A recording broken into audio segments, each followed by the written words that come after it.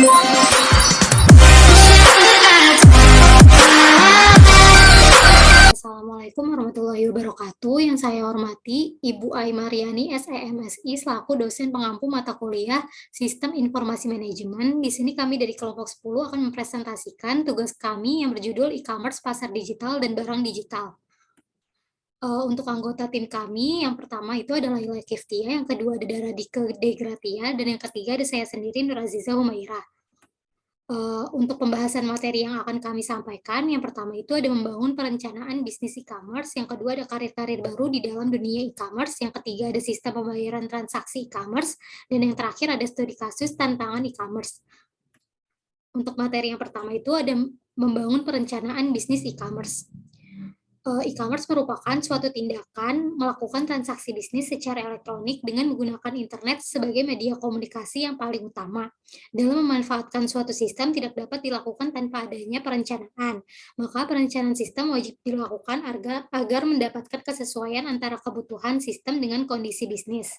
Perencanaan sistem yang strategis, informasi yang dirancang untuk semua proses bisnis juga harus mempunyai peran yang signifikan dalam memenuhi parameter-parameter tersebut. Dalam proses ini, bisnis produksi, implementasi teknologi informasi, dan sistem informasi yang efisien dipakai untuk menyampaikan semua informasi yang berkaitan dengan pelayanan prima terhadap konsumen secara cepat dan juga tepat, serta informasi yang diberikan, jasa pelayanannya dapat sesuai dengan apa yang kita inginkan. Berikutnya itu ada tips menyusun rencana bisnis online. Di sini ada 5 tips. Yang pertama itu mengetahui target pasar Anda. Untuk mengetahui target pasar kita, dimulai dari berkaca pada produk yang akan kita jual. Pastikan kita tahu benar kira-kira apa saja yang akan siapa saja yang akan menggunakannya. Itulah target pasar yang akan kita ambil. Yang kedua ada menganalisa tingkat persaingan. Dalam berbisnis tentunya kita akan melakukan berbagai cara untuk menjual sebanyak mungkin, bahkan mengalahkan pesaing kita.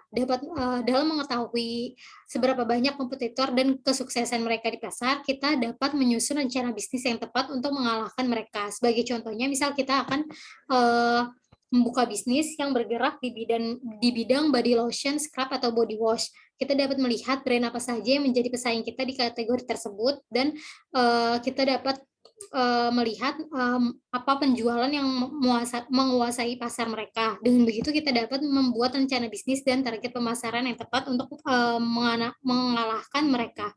Yang ketiga itu ada mengetahui market share brand. Menyusun rencana bisnis tentunya juga tak lepas dari peluang yang ada di pasar. Kita harus tahu seberapa besar industrinya, lalu membandingkan dengan market share brand yang kita punya. Yang keempat itu ada penggunaan market insight, mendapat sumber data yang kredibel dan terpercaya dalam mengetahui situasi dan kondisi market merupakan hal yang paling penting dalam menjangkau market. Yang kelima itu ada mengevaluasi strategi sebelumnya. Setelah mengetahui poin-poin keempat di atas, faktor penting selanjutnya itu adalah bagaimana kita akan mengoptimasi rencana bisnis dengan mengevaluasi strategi sebelumnya. Apa yang perlu ditingkatkan untuk mendapatkan hasil terkait ke depannya, hasil terbaik ke depannya. Selanjutnya itu ada metode perencanaan strategis e-commerce. Di sini ada 2 metode. Yang pertama itu ada analisis SWOT. Analisis SWOT merupakan instrumen perencanaan strategis dengan menggunakan kerangka kerja, kekuatan dan kelemahan, serta kesempatan eksternal dan ancaman. Lalu instrumen ini memberikan cara sederhana untuk memperkirakan cara terbaik untuk melaksanakan sebuah strategi. Instrumen ini menolong para perencana apa yang bisa mereka capai dan hal-hal apa saja yang perlu diperhatikan oleh mereka. Untuk komponen analisis SWOT sendiri itu terdiri dari 4. Yang pertama itu ada strength atau kekuatan, yang kedua ada weaknesses atau kelemahan, yang ketiga ada opportunity atau peluang, dan yang keempat ada threat atau ancaman. Yang kedua itu ada metode yang menggunakan analisis Pisces. Penulis mengidentifikasi masalah-masalah ataupun kelemahan-kelemahan yang terdapat pada sistem yang diterapkan pada e-commerce nantinya dalam perkembangannya. Untuk membantu mengidentifikasikan, menganalisis, dan memecahkan masalah tersebut, maka digunakanlah kerangka Pisces ini. Analisa Pisces meliputi yang pertama ada performance atau kinerja, yang kedua ada information atau informasi, yang ketiga ada ekonomi, yang keempat ada controlling atau pengendalian, yang kelima ada efisiensi atau efisiensi. Yang keenam ada service atau pelayanan. Selanjutnya itu ada jenis atau model transaksi e-commerce. Yang pertama itu ada business to business. Transaksi e-commerce ini dilakukan oleh dua belah pihak yang sama-sama memiliki bisnis. Dua belah pihak ini saling mengerti dan mengetahui bisnis apa yang akan mereka jalankan. Umumnya bisnis ini dilaksanakan secara berkesinambungan atau secara sederhana berlangganan. Contoh sederhana dari B2B ini yaitu produsen dan supplier yang saling bertransaksi secara online baik untuk konsultasi kebutuhan barang hingga proses pembayarannya. Contohnya itu ada rajalali.com, indotrading.com, indonetwork.co.id, mbis.co.id. Yang kedua itu ada business to consumer atau business to B2C, yaitu dilakukan oleh pelaku bisnis dan konsumen. Transaksi e-commerce ini terjadi layaknya jual beli biasa. Konsumen mendapatkan penawaran produk dan melakukan pembeliannya secara online. Mendapatkan penawaran produk dan B2C ini mengalami perkembangan yang sangat pesat karena dukungan website dan marketplace yang menjual berbagai kebutuhan masyarakat. Untuk mendapatkan penawaran produk ini, beberapa contoh pemain di B2C Indonesia yaitu adalah zada.co.id, blibli.com, JD.id, matharimall.com, bineka.com. Yang ketiga itu ada konsumen to konsumen atau C2C. Transaksi ini dilakukan oleh konsumen ke konsumen. Contohnya itu misal kalau kalian sering menggunakan Tokopedia, Bukalapak, OLX, dan sejenisnya, maka itulah yang dinamakan situasi e-commerce. Transaksi jual beli ini dilakukan secara online melalui marketplace. Jadi situasi di sini bertindak menjadi perantara antara penjual dan juga pembeli. Yang keempat itu ada konsumen to business atau C2B, di mana kebalikan dari B2C, yaitu konsumen terakhir bertindak sebagai penjual dan perusahaan bertindak sebagai pembeli. Dalam C2B ini terdapat pihak ketiga yang menjadi perantara antara individu dengan perusahaan. Misalnya seorang website developer menjual jasa pembuatan website mereka dan membuat demonya. Jika ada perusahaan yang menyukai, maka perusahaan tersebut dapat menyewa jasanya. Beberapa contohnya itu platform freelancer.co.id, seribulancer.com, fastwork.id, projects.co.id. Yang kelima itu ada e-commerce dari administrasi publik yang dibagi lagi menjadi dua, yaitu ada business to administration atau B2A dan consumer to administration atau C2A. B2A itu di mana jenis e-commerce ini menjual produk, layanan, atau informasi kepada pemerintah atau lembaga pemerintah. Model e-commerce ini memungkinkan perusahaan swasta untuk mengajukan tender pada proyek produk pemerintah yang mungkin dibeli atau dibutuhkan pemerintah dari perusahaan mereka.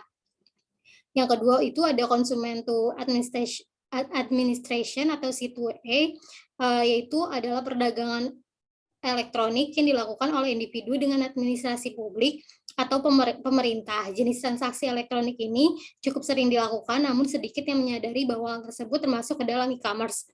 Contoh transaksinya yaitu individu melakukan pembayaran pajak penghasilan secara online. Lalu yang kedua adalah seorang hacker menawarkan jasa kepada lembaga pemerintah untuk menjaga keamanan website dari cybercrime. Yang keenam itu ada online to offline atau O2O, yaitu jenis perdagangan elektronik yang menarik pelanggan dari online untuk melakukan pembelian di toko fisik. Pada praktiknya, O2O akan mengidentifikasi konsumen online melakukan iklan di internet dan email. Selanjutnya, perusahaan menggunakan pendekatan khusus agar konsumen tersebut meninggalkan kebiasaan belanja online dan memilih berbelanja di toko offline. Contohnya itu diskon produk hypermarket hingga 40% di internet. Yang terakhir itu melalui media atau aplikasi e-commerce. Transaksi bisnis ini bergantung pada sejumlah aplikasi dan media online lainnya. Misalnya itu katalog, email, shopping carts, e-service, EDI, dan file transfer protokol. Hal ini tentunya melibatkan kegiatan bisnis to bisnis. Untuk materi selanjutnya akan dijelaskan oleh rekan saya. Baik, materi selanjutnya yaitu adalah karir-karir baru di dalam dunia e-commerce. Next.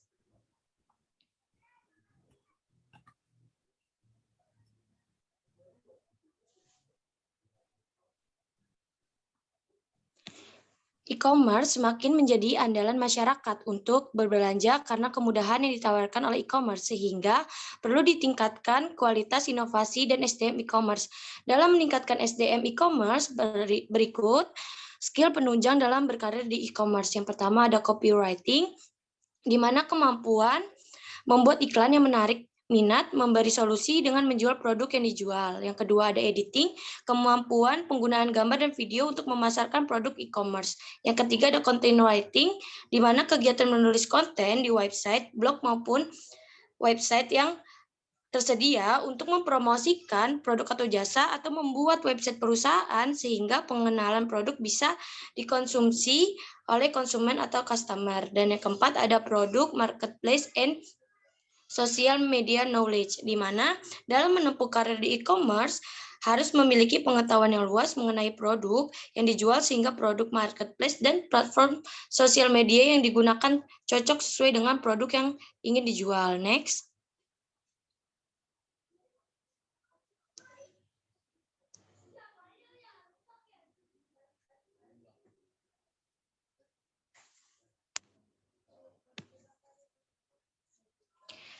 Selanjutnya ada karir-karir dalam e-commerce. Yang pertama ada UX designer, di mana UX designer ini mengembangkan user experience tanpa ada habisnya sehingga membantu menilai kualitas user experience secara objektif. Yang kedua ada UI designer, di mana mengembangkan penampilan e-commerce agar terlihat menarik dan pengguna nyaman saat menggunakan aplikasi. Yang ketiga ada developer atau software engineer, yaitu mengerjakan seluruh pekerjaan yang berkaitan dengan software engineer.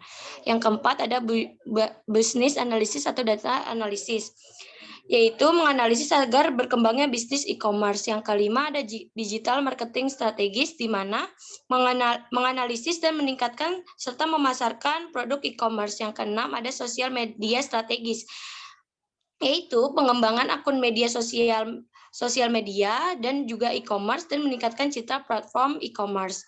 Yang ketujuh ada Customer Experience Officer, di mana menganalisis aktivitas pelanggan dan menjawab kebutuhan pelanggan.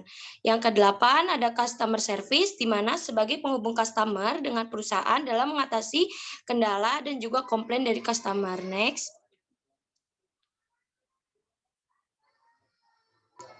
Selanjutnya materi akan dibahas oleh rekan saya.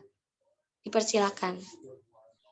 Baik, materi selanjutnya itu ada sistem pembayaran transaksi e-commerce. Next.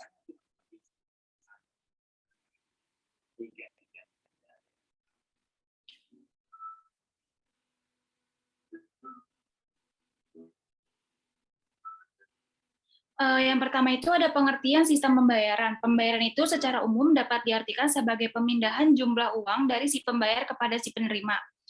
Sistem pembayaran itu adalah instrumen sistem dan peraturan di mana sebuah lembaga itu mempertemukan pihak yang membayar dan menerima pembayaran. Dalam tataran ini, lembaga perbankan itu yang mempunyai fungsi intermediari, yaitu sebagai salah satu lembaga yang dapat mempertemukan pihak yang membayar dan menerima pembayaran dalam sistem pembayaran tersebut. Pembayaran itu bukanlah suatu proses yang berdiri sendiri yang terjadi secara spontan tanpa adanya kaitan dengan transaksi lain, sebab setiap pembayaran itu merupakan realisasi dari suatu transaksi ekonomi. Next. Selanjutnya, sebelumnya,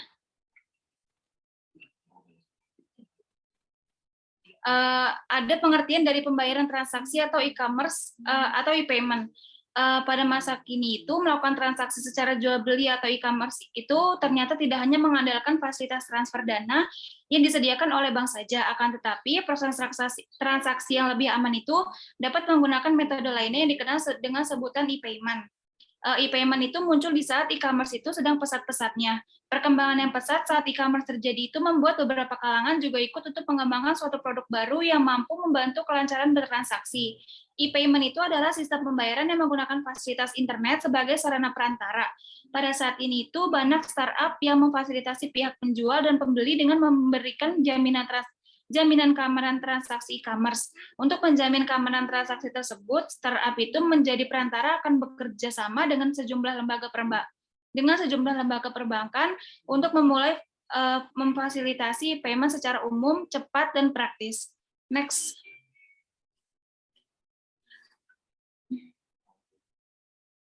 Dalam melaksanakan e-payment itu melibatkan beberapa pihak. Yang pertama itu ada issuer. yaitu adalah bank atau institusi non-bank yang menerbitkan instrumen e-payment yang akan digunakan dalam proses jual beli online. Yang kedua itu customer atau konsumen, yaitu adalah pihak yang melakukan pembayaran secara online atas barang atau jasa yang dibelinya. Yang ketiga ada merchant atau penjual, yaitu adalah pihak yang menerima pembayaran secara online atas barang atau jasa yang dijualnya. Yang keempat itu ada regulator. Regulator itu biasanya adalah pihak pemerintah yang membuat aturan mengenai peraturan proses e-payment. Yang selanjutnya itu ada acquirer, adalah suatu institusi ekonomi yang membuat rekening bagi merchant dan melakukan proses otorisasi kartu pembayaran yang diterima oleh merchant dari pembeli. Yang terakhir itu ada payment gateway, yaitu adalah suatu perangkat yang dioperasikan oleh acquirer untuk memproses pesanan pembayaran termasuk instruksi pembayaran dari card holder.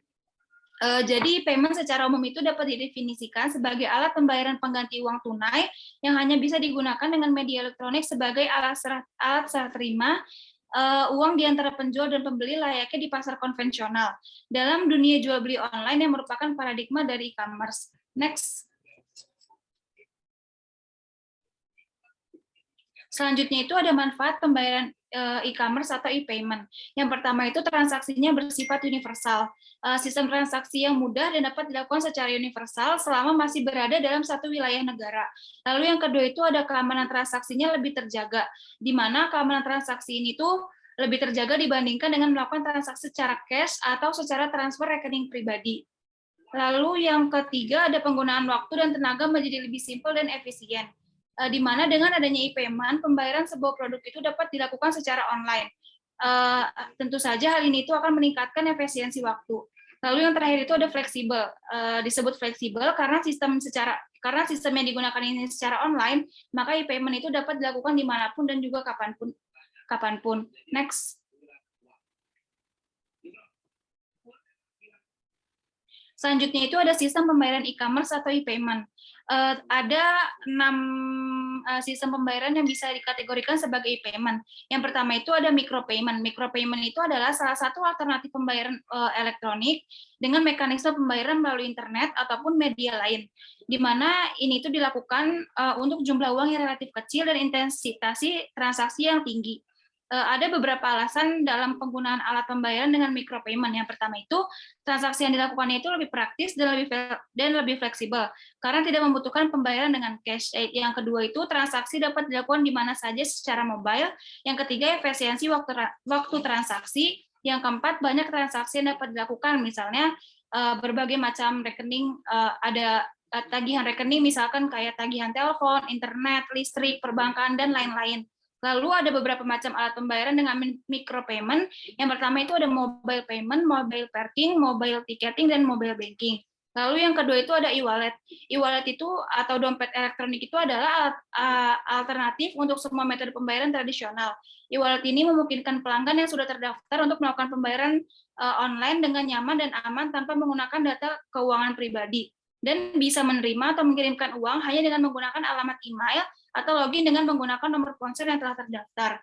Lalu yang ketiga itu ada credit card atau smart card, adalah suatu jenis penyelesaian transaksi retail dengan sistem kredit. Penerbitan kartu kredit itu meminjamkan pemegang kartu dari rekening pemegang kartu. Kalau smart card itu adalah atau yang disebut dengan kartu pintar itu adalah kartu elektronik yang menggunakan chip komputer sehingga menyimpan data atau informasi lebih banyak dibandingkan dengan kartu kredit biasa. Kartu ini itu biasanya digunakan untuk telepon panggilan, pembayaran tunai elektronik, dan berbagai macam keperluan lainnya sesuai fitur yang tertanam dalam microchip tertentu. Lalu yang ketiga itu ada credit card. Credit card bisa di next.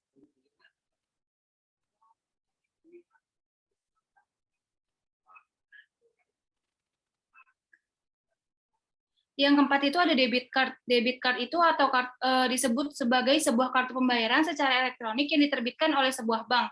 Kartu ini itu mengacu pada saldo tabungan nasabah di bank penerbit tertentu. Lalu yang kelima ada e-cash atau digital cash. Itu adalah uang elektronik atau uang digital yang digunakan dalam transaksi internet dengan cara elektronik. Biasanya itu transaksi ini melibatkan penggunaan jaringan komputer seperti internet atau sistem penyimpanan harga digital. Yang terakhir itu ada cash on delivery atau kita biasa sebut dengan COD. COD itu merupakan sistem di mana penjual dan pembeli itu terlibat langsung, bertemu dan melakukan tawar-menawar dan memeriksa kondisi barang, baru kemudian melakukan transaksi. Next. Materi selanjutnya akan dilanjutkan oleh rekan saya. Baik, selanjutnya ada tantangan e-commerce. Dalam tantangan e-commerce ini, kita mengambil studi kasus toko bahan makanan online. Next.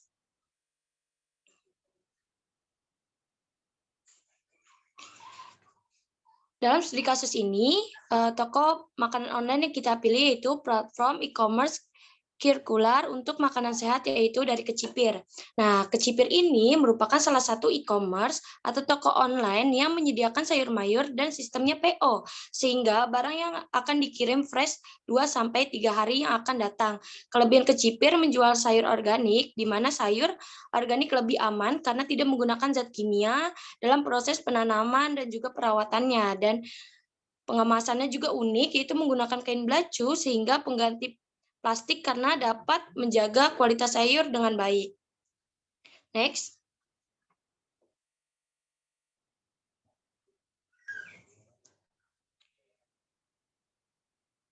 Dalam platform e-commerce sirkular untuk makanan sehat ini dari Kecipir, Kecipir merupakan platform media penyedia sayuran yang memiliki kualitas yang tinggi karena Kecipir juga membantu pemotongan rantai pasar, sehingga petani bisa mendapatkan keuntungan yang lebih maksimal, dan petani juga dapat menganalisis proyeksi keuntungannya dan menentukan harga tanpa monopoli pengepul. Nah, dalam Kecipir ini memiliki ciri khas, yaitu circular system. Selain juga platform menyediakan sayuran segar, Kecipir juga memiliki rasa peduli yang besar terhadap lingkungan dengan tidak menggunakan kemasan plastik dan diganti dengan kain belacu. Namun di balik kelebihan Kecipir ada kurangnya sosialisasi yang membuat Kecipir belum banyak dikenal oleh masyarakat. Next.